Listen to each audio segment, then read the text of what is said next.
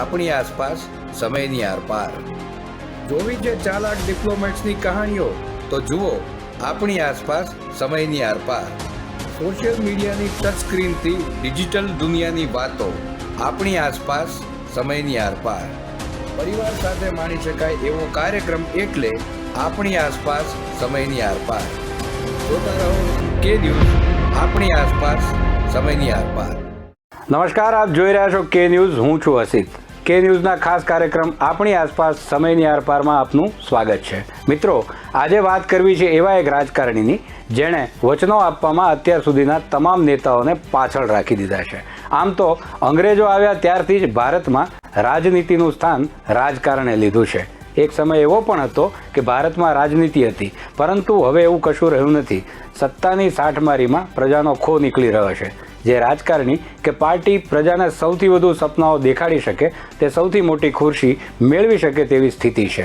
સતત 6 દાયકાથી વધુ રાજ કર્યા બાદ પણ પ્રજાએ છેવટે કોંગ્રેસને તો રસ્તો બતાવી દીધો છે. તો સત્તાનું કેન્દ્ર ગણાતા દિલ્હીમાં પ્રજાએ કોંગ્રેસ અને ભાજપ બંનેને ઠેંગો પણ બતાવી દીધો છે.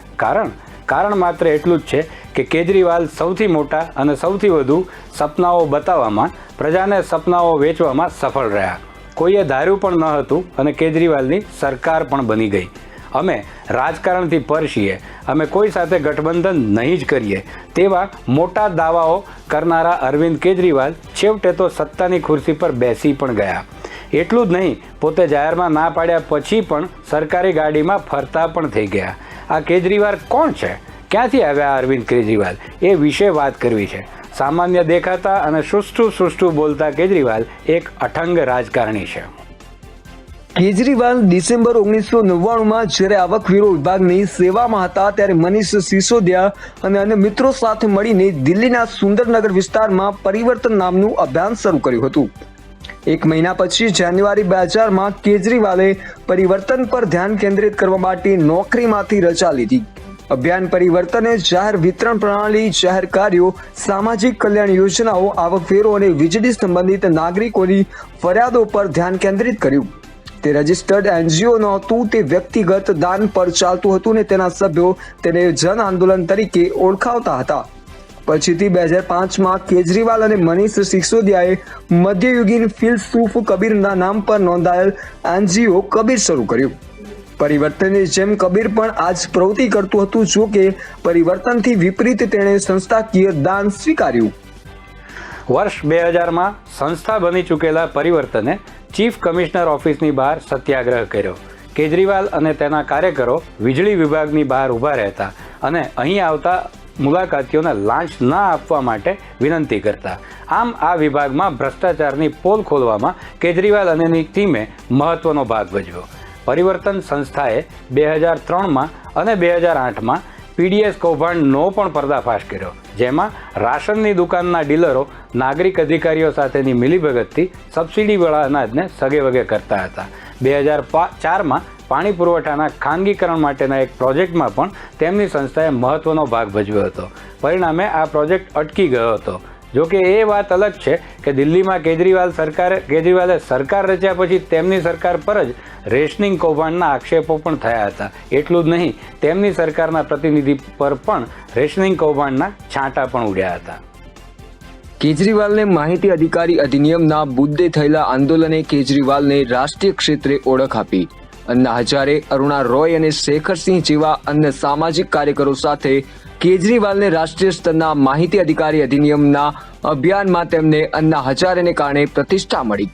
તેમણે ફેબ્રુઆરી 2006માં તેમની નોકરીમાંથી રાજીનામું આપ્યું અને તે વર્ષ પછી તેમને ઇમર્જન્ટ લીડરશિપ માટે રેમન મેગ્સેસે એવોર્ડ આપવામાં આવ્યો.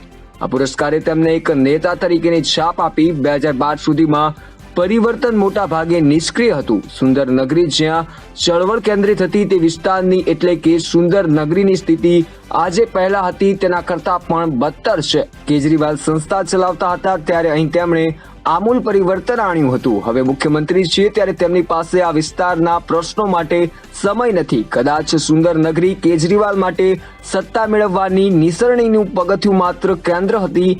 કેજરીવાલે આ વિસ્તાર તરફ પાછું ફરીને ક્યારેય જોયું નથી. ગુજરાતમાં નવા મુખ્યમંત્રીનો સાવ અણધારો ચહેરો સપાટી પર આવ્યો છે. આ પ્રકારની પ્રવૃત્તિએ રાજકીય મેરિટનો તો જાણે છેદ જ ઉડાડી દીધો છે. આ પદ્ધતિથી અનેકને લોટરી લાગવાના સપનાઓ આવવા લાગે એ પણ સ્વાભાવિક છે. ગુજરાતમાં આમ આદમી પાર્ટી અનેક નાના મોટા નેતાઓ માટે સ્વાગત કરવા તત્પર છે. કેટલાક એવા લોકો કે જેમના હજુ સુધી ભાજપ કે કોંગ્રેસે કદી પણ ધારાસભાની ટિકિટ આપી નથી, એવા નેતાઓની જુગ જૂની વાસનાઓનો આમ આદમી પાર્ટી દ્વારા મોક્ષ થવાનો છે એવું પણ લાગી રહ્યું છે. જો કે ગુજરાતી પાઘડી પહેરવાથી ગુજરાતના નેતૃત્વની ભાનસાન કંઈ આપોઆપ આવી નથી જતી. કેજરીવાલમાં ગુજરાતની ગાદી આંચકી લેવાની પરિપક્વતા છે કે નહીં એ તો ખરે ટાણે જ ખબર પડશે, પરંતુ તેમણે દાણા તો વેર્યા જ છે. કેજરીવાલ સારી રીતે જાણે છે મફત વીજળી, પાણી કે યાત્રાઓની જાહેરાતોમાં ગુજરાતી પ્રજા ભોળવાય તેમ નથી. એટલે અહીં એમણે એવી કોઈ જાહેરાતો હજુ સુધી કરી નથી, પરંતુ ગુજરાતમાં તેઓ ભાજપની ભૂલો અને કોંગ્રેસની ડખ્ખામારીવાળા વિસ્તારોને ફોકસ કરી રહ્યા છે. આક્ષેપોનું રાજકારણ ગુજરાતને પણ હંમેશા માફક આવ્યું છે અને તેમની ટીમ આજકાલ એ જ કરી રહી છે. પરિણામે આવતા વર્ષે આવનારી ગુજરાત વિધાનસભાની ચૂંટણીમાં ત્રિપાખ્યા જંગની નવી જ રંગત જોવા મળે તો નવાઈ નહીં. કેજરીવાલ એક ચાલાક પ્રાણી છે, પ્યોર પોલિટિકલ આઇટમ છે. એનું બાહ્ય આભા મંડળ ભલે લોકસેવક જેવું હોય, પરંતુ હકીકતમાં તેઓ ઊંચા પ્રકારના ખેલાડી છે.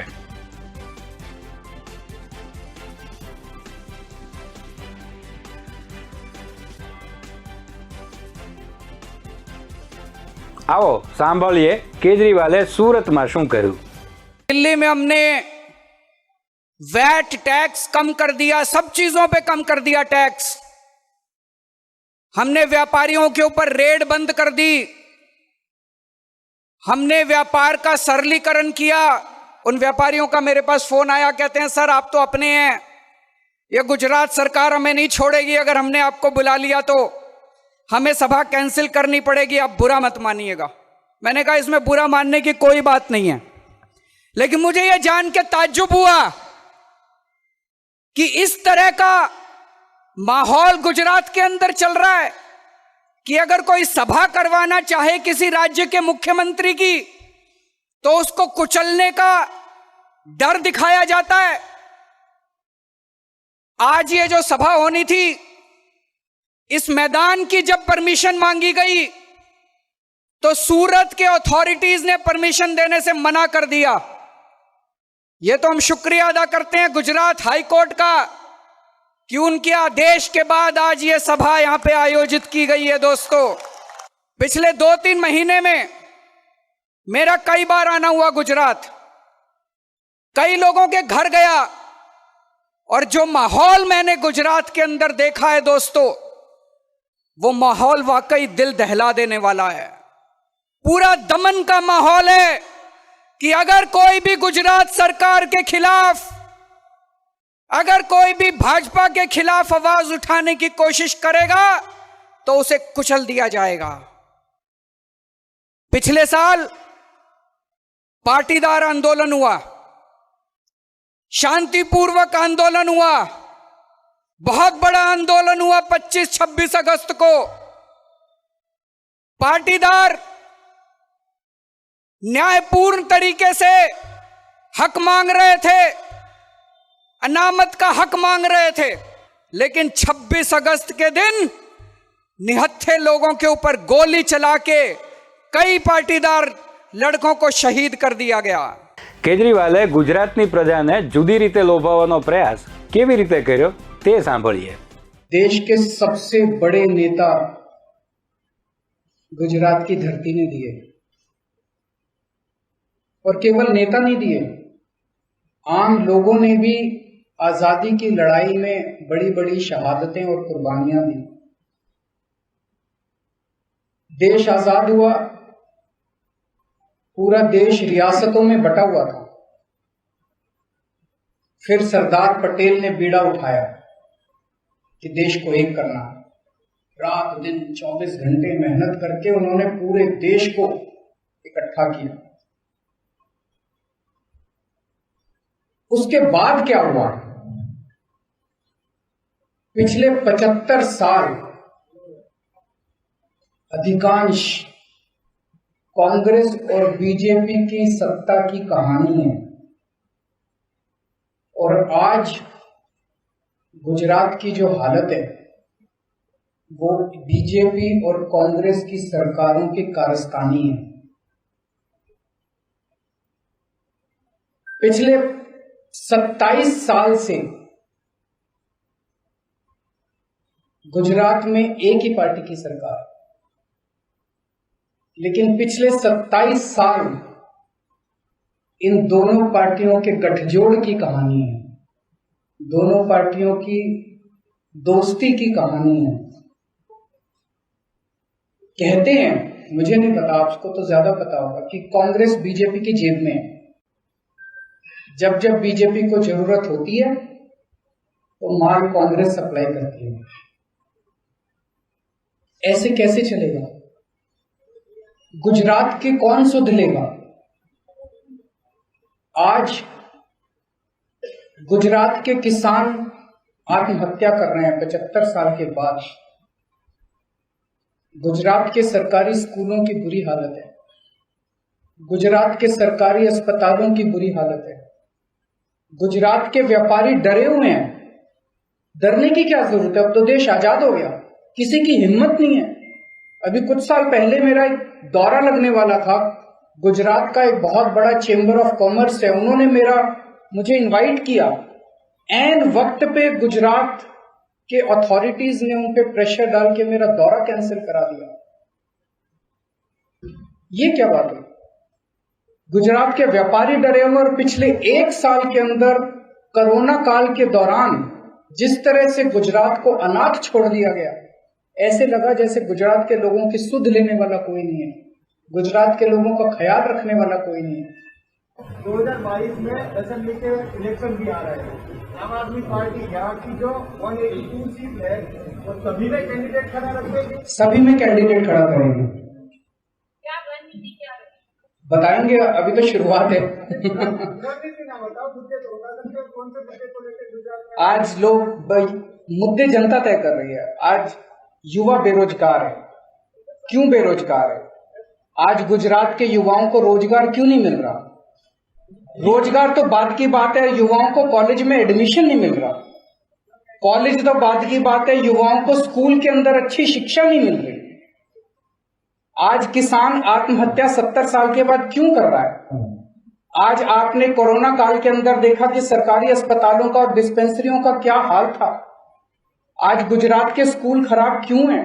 કિસાન આંદોલનમાં કેજરીવાલે છાને પગલે પ્રવેશ કર્યો હતો, પછી તેમણે પંજાબના પૂર્વ મુખ્યમંત્રી અમરિંદર સિંહની જેમ ધીરેથી પીછે કદમ કરી લીધા। કેન્દ્ર સરકાર ઈચ્છતી હતી કે પંજાબથી આવતા કિસાનોને દિલ્હીના નોર્થ સ્ટેડિયમમાં રાખવામાં આવે, જેનો કેજરીવાલે વિરોધ કર્યો। કેજરીવાલે કહ્યું કે નોર્થ સ્ટેડિયમને હું કિસાનોની જેલ નહીં બનવા દઉં। ત્યાર પછી તો પંજાબના તત્કાલીન મુખ્યમંત્રી કેપ્ટન અમરિંદર સિંહ અને કેજરીવાલ વચ્ચે બહુ ઉગ્ર બોલાચાલી થઈ હતી, જેમાં હમણાં સુધી ચાલુ હતી। આ બાદ હમણાં જ પંજાબમાં પહોંચેલા કેજરીવાલે મોટા વચનોની લાગણી કરી દીધી છે। આમ કરીને તેમણે પંજાબમાં આવી રહેલી ચૂંટણી અને કિસાનોને થાબડભાણા કરવાનું કામ કર્યું છે। આમ એક કાંકરે બે પક્ષી માર્યા છે। આમ પણ પડદા પાછળથી સતત કેપ્ટનને હેરાન કરવામાં કેજરીવાલે કંઈ જ બાકી રાખ્યું નથી। કેપ્ટનના શાસનને સતત ડિસ્ટર્બ કરવાનું કામ ભાજપ કે અકાલી દળ કરતા વધુ કેજરીવાલ કરતા હતા। ખરા દિલથી કરેલા કામની સામે વાર્તાઓ ચાલતી નથી, કલ્પનાઓ ચાલતી નથી। ભારતીય પ્રજાને કામ જ થાય એ જોઈએ છે। આ રહસ્ય કેજરીવાલ જાણે છે। ચૂંટણીઓના પરિણામોમાં આંકડાઓ સિવાય પણ અનેક પુરાણો અને ઉપનિષદો સમાયેલા હોય છે। પક્ષના નામ પ્રમાણે કેજરીવાલે દિલ્હીના સામાન્ય નાગરિક માટે કામ કરતી સરકારનું જે મોડલ આપ્યું તે લોકપ્રિય નીવડ્યું છે। મતદારોમાં બુદ્ધિજીવી નાગરિકોએ પણ કેજરીવાલની સામાન્ય પ્રજા પરત્વીની સહાનુભૂતિને દાદ દેવા માટે આમ આદમી પાર્ટીને જ મત આપ્યા હતા। અરવિંદ કેજરીવાલ કંઈ દિલ્હીના સેવક કે ભક્ત નથી, એ ખુખાર રાજકારણી છે। પંજાબની મુલાકાતે ગયેલા કેજરીવાલે ન માત્ર મહિલાઓને આર્થિક સહાયની જાહેરાત કરી, તેમણે દલિત અને એસસી વર્ગને પણ પોતાનો કરી લેવા પ્રયત્નો કર્યા। પંજાબમાં પણ કેજરીવાલે પોતાનું મફત સેવા આપવાનો જાદુ ચલાવવાની કોશિશ કરી છે। સાંભળો અરવિંદ કેજરીવાલે પંજાબમાં શું કહ્યું। आजादी के बाद से आज तक 75 साल में सारी पार्टियों ने, सारे नेताओं ने एससी भाईचारे का केवल इस्तेमाल किया और जानबूझ के एससी भाईचारे के लोगों को पिछड़ा रखा गया, गरीब रखा गया। मैं बताता हूं कैसे। बाबा साहब अंबेडकर ने एक बात कही थी। बाबा साहब अंबेडकर इतने गरीब परिवार में पैदा हुए, उन्होंने बहुत संघर्ष किया, उनके पास पढ़ने के लिए पैसे नहीं थे, पूरे समाज के साथ उन्होंने संघर्ष किया। उन्होंने 64 मास्टर्स की डिग्री ली, एमए की डिग्री 64 विषयों में। आप में से कई सारे लोग पढ़े लिखे हैं, एक एमए की डिग्री लेने में नानी याद आ जाती है कि नहीं है? उन्होंने 64 सब्जेक्ट्स में 64 विषयों में एमए की डिग्री ली। उन्होंने 2 डॉक्टर की डिग्री ली। पूरे देश में अकेले पहले डॉक्टरेट थे। एक उन्होंने इंग्लैंड से डॉक्टरेट की डिग्री ली, एक अमेरिका से डॉक्टरेट की डिग्री ली, और फिर उन्होंने हमारे देश का संविधान लिखा। बाबा साहब अंबेडकर ने एक ही बात कही थी, अगर अपने समाज को हमें पिछड़ेपन से हटाना है, अगर अपने समाज की गरीबी दूर करनी है, अगर अपने समाज को बराबरी का हक दिलाना है, तो एक ही चीज कर सकती है, अच्छी शिक्षा। अच्छी शिक्षा। अपने बच्चों को अच्छी शिक्षा दो। अगर हमारे बच्चे पढ़ लिख गए तो सारे समाज के साथ बराबरी का हक लेंगे, गरीबी दूर होगी और सारे सबके साथ हम आगे बढ़ेंगे। 70 साल में 75 साल में इन पार्टियों ने और इन नेताओं ने मिलके सरकारी स्कूलों का बेड़ा गर्क कर दिया। इन लोगों ने जानबूझ के बेड़ा गर्क किया इन्होंने, क्योंकि सरकारी स्कूलों के अंदर गरीबों के बच्चे पढ़ते हैं, एससी भाईचारे के बच्चे पढ़ते हैं, दलितों के बच्चे पढ़ते हैं, कुचले लोगों के बच्चे पढ़ते हैं। इन्होंने जानबूझ के सरकारी स्कूलों को खराब रखा ताकि ये वर्ग कभी भी आगे ना बढ़ सके, ये वर्ग कभी भी अपना बराबरी का हक लेने के लिए खड़ा ना हो सके। इन्होंने जानबूझ के पिछड़ा रखा। ભાજપ કયા પ્રકારનો પક્ષ છે એ કેજરીવાલ બહુ સારી રીતે જાણે છે અને એટલે જ એમણે પોતાની થિયરી અને પ્રેક્ટિસ એવી રીતે અપગ્રેડ કર્યા છે કે કમસે કમ દિલ્હીમાં તો ભાજપને સત્તાથી દૂર રાખી અવિરત શાસન કરી શકાય। કેજરીવાલ એક મહત્વાકાંક્ષી નેતા છે। છેલ્લા 8-9 વર્ષમાં સામે પાણીએ તરીને એમણે દિલ્હીના જનજીવનના પ્રશ્નો ઉકેલા છે। ભાજપ જે સંધિ અધિકારીઓની કાર્યશૈલીથી પ્રભાવિત છે અને એમને જ આધીન છે એવા अलग एक संधि अधिकारी तो केजरीवाल खुद है। सरकार चलाववा माटे भाजपे जे अन्य बुद्धिमत्ता वरिष्ठ पर आधार राखवो पड़े छे तेवी कोई तकलीफ केजरीवाल ने तो छे ज नहीं। आमा बाबतनो पण केजरीवाल ने सीधो फायदो मळी रह्यो छे। केजरीवाल लोकहितना बहु काम न करी ले ए माटेनो भाजपनो सखत जापतो એટલે કે કેન્દ્રનો અસહકાર હોવા છતાં પણ લોકોના દિલ જીતી શકાય એટલું કામ તો કેજરીવાલે ધરાર પાર પાડ્યું જ છે। કેજરીવાલને ખબર છે કે જનતાને કયા માર્ગે લઈ જઈ શકાય છે। એક ખંધા સેલ્સમેન કરતાં પણ તેમનામાં વધુ સેલ્સમેનશીપ છે। પ્રજાને કેવા વચનો લોભાવી શકે એની ઊંડી સમજ કેજરીવાલ ધરાવે છે। એ મફત વીજળી અને શિક્ષણના વાયદા કરી શકે છે। પ્રજા ભોળવાય છે, પ્રજાને ખબર નથી કે મફત વીજળીની લાયમાં અન્ય ટેક્સ તેમને ભરવા પડવાના છે। સામાન્ય વર્ગને મફત સેવાઓ પૂરી પાડીને તે મધ્યમ વર્ગ અને ઉચ્ચ મધ્યમ વર્ગ પર આર્થિક બોજો આસાનીથી નાખી રહ્યા છે અને લોકો પણ તેમને ભોળવાઈને મતો આપી રહ્યા છે।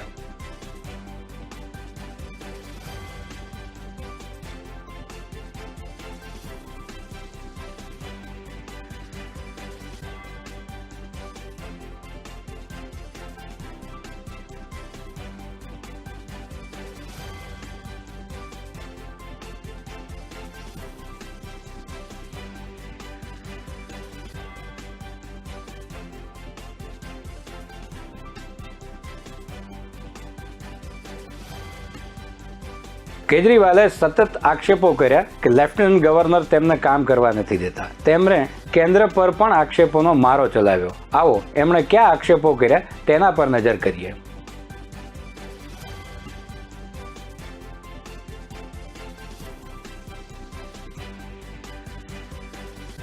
હંમેશા અમને કેન્દ્ર સરકારનો સહકાર નથી મળી રહ્યો એવા નિવેદનો કરનાર કેજરીવાલ આસાનીથી પોતે નહીં કરી શકેલા કામોનો દોષનો ટોપલો ભાજપની કેન્દ્ર સરકાર પર નાખે છે અને સરળતાથી છટકી જાય છે। વળી કોરોનાની વાત આવે ત્યારે એ જ કેજરીવાલ કેન્દ્ર સરકાર સમક્ષ મદદ માંગતા સહેજ પણ સંકોચાતી નથી અને મદદ મળ્યા પછી પણ પાછું કેન્દ્રને વગોવવામાં તેમને કોઈ શરમ આડે નથી આવતી. અરવિંદ કેજરીવાલે રાજકારણી છે જે પોતાને જોઈતું હોય તે મેળવવા માટે જે પણ કરવું પડે તે કરવા હંમેશા તૈયાર હોય છે. હું ક્યારે રાજકારણમાં નહીં જોડાઉં તેવા નિવેદન કરીને તે પક્ષ રચી શકે છે. કોંગ્રેસ સાથે તો ક્યારે હાથ નહીં મિલાવું તેવું બોલ્યા બાદ સત્તા માટે કોંગ્રેસ સાથે મળીને સરકાર પણ રચે છે. નિવેદનોને આસાનીથી ફેરવી તોડાવનાર કેજરીવાલ પ્રજાને કેવી રીતે ભોળવી શકાય તે બખૂબી જાણે છે. આમ સરવાળે કેજરીવાલ એ એક એવું વ્યક્તિત્વ છે કે તેના વિશે અનુમાન બાંધવું શક્ય જ નથી. કેન્દ્ર પર આક્ષેપો તો કર્યા, પણ જરૂર પડે અરવિંદ કેજરીવાલ કેન્દ્રની મદદ માંગતા પણ સંકોચ નથી કરતા. આવો જોઈએ તેમની કેન્દ્ર સરકાર સમક્ષ કરેલી વિનંતીઓ. अनशन पे जो बैठ रहा हूँ बड़ा खतरनाक है, लेकिन देश के लिए जरूरी है. 3 बार अनशन पे बैठा हूँ. सारे डॉक्टरों से पूछ लो अभी. इंसुलिन 50 यूनिट लेता हूँ, उसके बावजूद भी जान दांव पे लगा रहा हूँ. मेरे लिए केजरीवाल इंपॉर्टेंट नहीं है, मेरे लिए देश इंपॉर्टेंट है. मेरे लिए आम आदमी पार्टी इंपॉर्टेंट नहीं है. 4 मिनट नहीं लगाऊंगा आम आदमी पार्टी बंद करने में. सत्ता के लिए नहीं आए हैं, देश बचाने के लिए आए हैं. जैसा मैंने कहा कि इस वक्त देश की मजबूरी है, कुछ भी करो लेकिन मोदी और अमित शाह की जोड़ी को हराना जरूरी है. केजरीवाल जो ये कर रहा है ये सत्ता के लिए नहीं कर रहा. ये सबके साथ खड़े होने में मेरे को क्या, मेरी एक ही मजबूरी है और देश की एक ही मजबूरी है, कुछ भी करके मोदी और अमित शाह जी की जोड़ी को हराना है. मुझे लगता है ये सबका आज धर्म है, हर देशभक्त का ये धर्म है. आप लोगों से पूछो ना, आप किसानों से पूछो किसान कितने दुखी हैं. मोदी जी ने कहा था मैं स्वामीनाथन रिपोर्ट लागू करूंगा, उन्होंने की? उन्होंने नहीं की. उन्होंने किस तरह से पूरे देश का भाईचारा खत्म कर दिया. आज पूरे देश के अंदर नफरत का माहौल है. ऐसे देश नहीं चल सकता. शांति चाहिए होती है. अगर किसी भी देश को प्रगति करनी है सबसे इंपॉर्टेंट होती है शांति व्यवस्था. अगर किसी देश में शांति नहीं होगी, किसी देश में भाईचारा नहीं होगा, लोग अगर मिलके नहीं रहेंगे, वो देश कभी प्रगति कर ही नहीं सकता. आज पूरे देश के अंदर माहौल क्या है? डर का माहौल है. चलो नेताओं को तो छोड़ो, लेकिन जिस तरह से इनकम टैक्स और ईडी को एक आम, जितनी ईडी की रिश्वतखोरी के रेट इतने ज्यादा बढ़ गए हैं, जिस तरह का सर्विलेंस, आप जजों से बात कर लो, जुडिशरी से बात कर लो, ऐसे तो देश नहीं चल सकता ना. पिछले कुछ दिनों से दिल्ली के अंदर ऑक्सीजन की भारी कमी चल रही थी.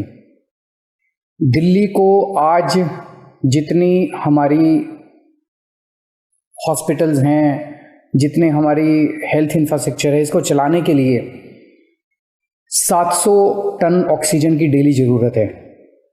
लेकिन दिल्ली को मिल रही थी किसी दिन 300, किसी दिन 350, किसी दिन 400, किसी दिन 450. इस तरह से दिल्ली को ऑक्सीजन मिल रही थी, जिसकी वजह से अस्पतालों में कमी हो रही थी. अस्पताल मैसेज पे मैसेज डाल रहे थे, फिर मीडिया में आ रहा था इस अस्पताल में घंटे भर की ऑक्सीजन बची है, उधर आधे घंटे की ऑक्सीजन बची है, मरीजों की मौत हो सकती है, और काफ़ी ज़्यादा दिक्कत हो रही थी. लेकिन कल पहली बार दिल्ली को 730 टन ऑक्सीजन केंद्र सरकार ने भेजी है. जैसा मैंने बताया, दिल्ली को 700 टन ऑक्सीजन की ज़रूरत है. कल पहली बार केंद्र सरकार ने 730 टन ऑक्सीजन भेजी है. जो मोदी जी के कुकर्मों के खिलाफ आवाज उठा रहा हूं और उसके खिलाफ संघर्ष कर रहा हूं. इसीलिए નરેન્દ્ર મોદીજી मेरे को डराना चाहते हैं. 2022ની ચૂંટણી નજીક આવી રહી છે. કુલ 5 રાજ્યોમાં ચૂંટણીઓનો પક્ષો દ્વારા તૈયારીઓ શરૂ થાય તે પહેલા આમ આદમી પાર્ટીએ તૈયારીઓ શરૂ કરી છે. વચનોની લહાણી કરવાનું કોઈ કેજરીવાલ પાસેથી શીખે. હમણાં જ પંજાબમાં ગયેલા મુખ્યમંત્રી કેજરીવાલે પરિવાર દીઠ બહેનોને 1,000 આપવાની જાહેરાત કરી દીધી હતી. જો પંજાબમાં આમ આદમીની સરકાર રચાય, જો પંજાબમાં આમ આદમી પાર્ટીની સરકાર રચાય તો તેમણે આ સહાય સીધી જે તે બહેનોના બેંક ખાતામાં જમા કરવાનું વચન આપ્યું છે. હજુ તો સરકાર રચાઈ નથી, ત્યાં તો તેમણે સરકાર પર કરોડો રૂપિયાનો આર્થિક બોજો નાખતી જાહેરાત કરી દીધી છે. વચને શું કેમ દરિદ્રતા. ઉત્તરાખંડમાં પણ તેમણે આવા જ વચનોની લાહણી કરી છે. લોકોને મફતમાં યાત્રા કરાવવાનું તેમણે વચન આપ્યું છે. સામા પક્ષે તેમણે આમ આદમી સરકારને મતો આપવાની નાનકડી એવી માંગણી કરી છે.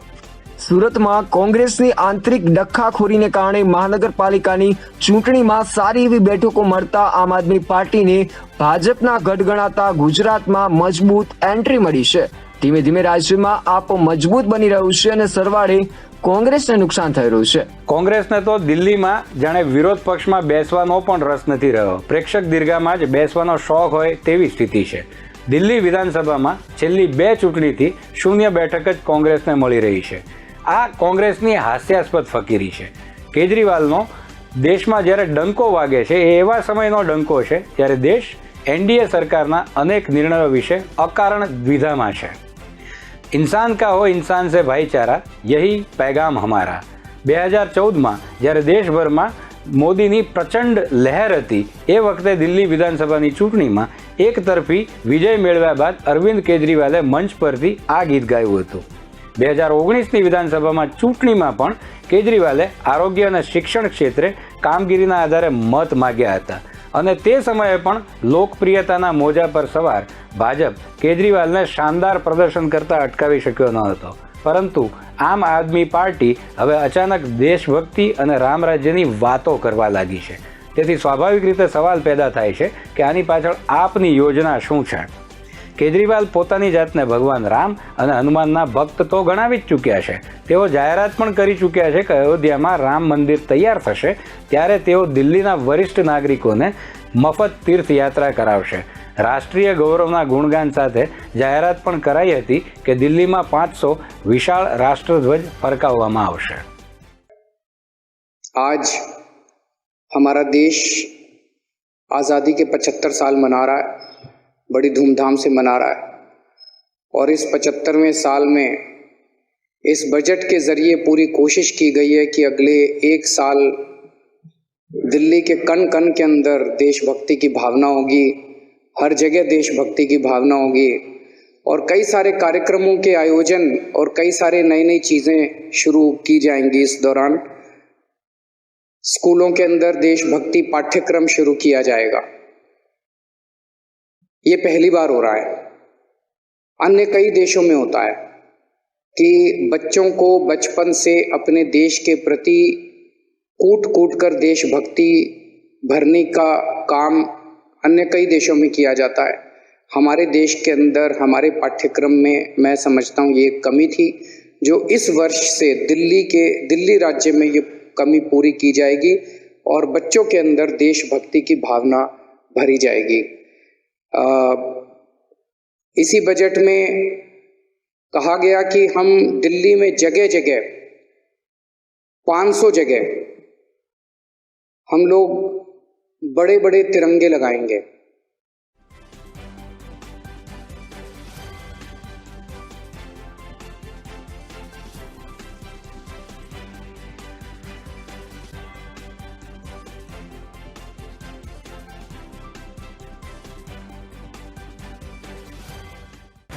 तो उन्होंने पूछा भाई आपको हनुमान चालीसा आता है? मैंने कहा जी आता है. बोला गा के सुनाओ. मैंने गा के सुना दिया. तब से इन बीजेपी वालों को ऐसी मिर्ची लगी है, ऐसी मिर्ची लगी है. हनुमान ज्ञान गुण सागर इंसान का भाईचारा यही पैगाम हमारा, यही पैगाम हमारा.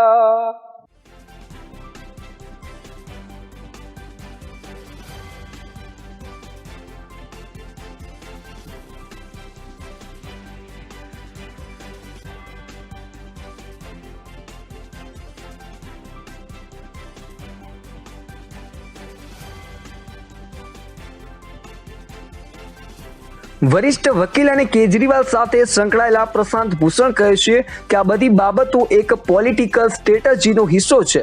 તેઓ કહે છે કે એ રીતે આ ભાજપને તેની જ રમતમાં પછાડવાની કોશિશ છે. ભાજપની રણનીતિ 2 બાબતો પર આધારિત છે. એક તો દેશભક્તિ અને બીજું દરેક બાબતમાં ધર્મને વચ્ચે લાવવો. આ કારણથી જ કેજરીવાલ હવે ભાજપની જ ભાષા બોલે છે. પ્રશાંત ભૂષણ કહે છે કે કેજરીવાલ એક ચતુર રાજકીય ખેલાડી છે. તેમને કદાચ લાગતું હશે કે તેમને તેનો ફાયદો થશે. દિલ્હી અને પંજાબમાં તેનો ફાયદો નહીં થાય. માત્ર આ 2 રાજ્ય એવા છે જ્યાં તેમનો થોડો ઘણો આધાર હતો. બીજે ક્યાંય તો તેમની હાજરી છે જ નહીં. હવે તો યુપીમાં પ્રયાસ કરી રહ્યા છે પરંતુ મને નથી લાગતું કે તેનાથી કોઈ રાજકીય ફાયદો મળે. અત્યારે અરવિંદ કેજરીવાલ હનુમાન ચાલીસાના પાઠ કરે અથવા મમતા બેનર્જી ચંડી પાઠ કરે કે રાહુલ ગાંધી એક પછી એક મંદિરોની મુલાકાત લેતા હોય તો તે ભાજપના મત કાપવા માટે હોય છે. અગાઉ કેજરીવાલે દિલ્હીમાં વિધાનસભા ચૂંટણી અગાઉ હનુમાન ચાલીસાનો પાઠ કર્યો હતો. ચૂંટણી જીત્યા પછી તેઓ તરત હનુમાનજીના મંદિરે દર્શન કરવા લાગ્યા હતા. હવે આખો પક્ષ જય શ્રી રામ અને તિરંગાની વાત કરે છે ત્યારે ભાજપના આરોપ ભોંય ભેગા થઈ જાય છે. ખુદ કેજરીવાલની સાથે એક વખત કામ કરી ચૂકેલા પ્રશાંત ભૂષણ તેમને ખૂબ સારી રીતે ઓળખે છે. વિવાદ બાદ બંને જોકે અલગ થઈ ગયા. આ બાદ ભૂષણે તેમના વિશે શું કહ્યું છે તે સાંભળો. लेकिन दो तुम्हारे में फेटल कमियां हैं जो कि हमारी पार्टी को बिल्कुल नष्ट कर सकती हैं और बहुत खराब परिणाम उसके हो सकते हैं. पहला तो ये कि तुम ये चाहते हो कि जो तुम चाहो वही फैसला लिया जाए और इसलिए तुम ये नहीं चाहते कि ऐसे लोग पार्टी के डिसीजन मेकिंग में हों जो कि स्वतंत्र राय रखते हों और जो तुम्हारे सामने खड़े होकर कह सकते हो कि जो तुम कर रहे हो या जो तुम करना चाहते हो ये सही नहीं है, ये जनहित में नहीं है. ये मैंने बात उसको बार बार समझाई, लेकिन वो ये कहता रहा कि मैं तो कभी ऐसे संगठन में रहा ही नहीं जहां मेरी ना चलती हो.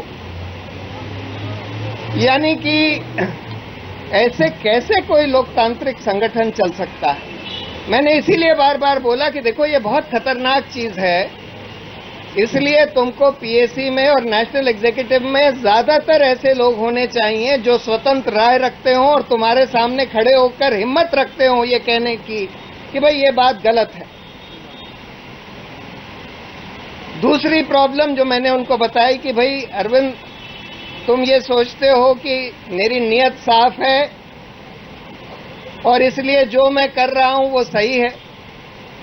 इलेक्शन हो गया, अगर फिर से सरकार हमने नहीं बनाई तो हमारी पार्टी खत्म हो जाएगी और हमारी पार्टी का जिंदा रहना लोकतंत्र के लिए, देश के लिए बेहद जरूरी है.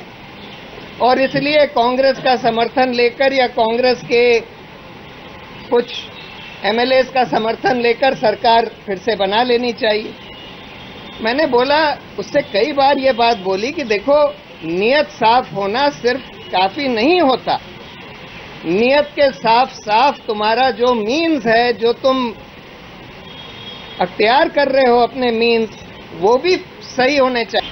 ये सिलसिला शुरू हुआ लोकसभा के चुनाव के नतीजों के बाद, जिसके तुरंत बाद एक पेशकश करी गई कि दिल्ली में फिर से कांग्रेस का सपोर्ट लेकर आम आदमी पार्टी सरकार बना ले, क्योंकि बहुत सारे राष्ट्रीय कार्यकारिणी के मेंबर्स ने इसका विरोध किया.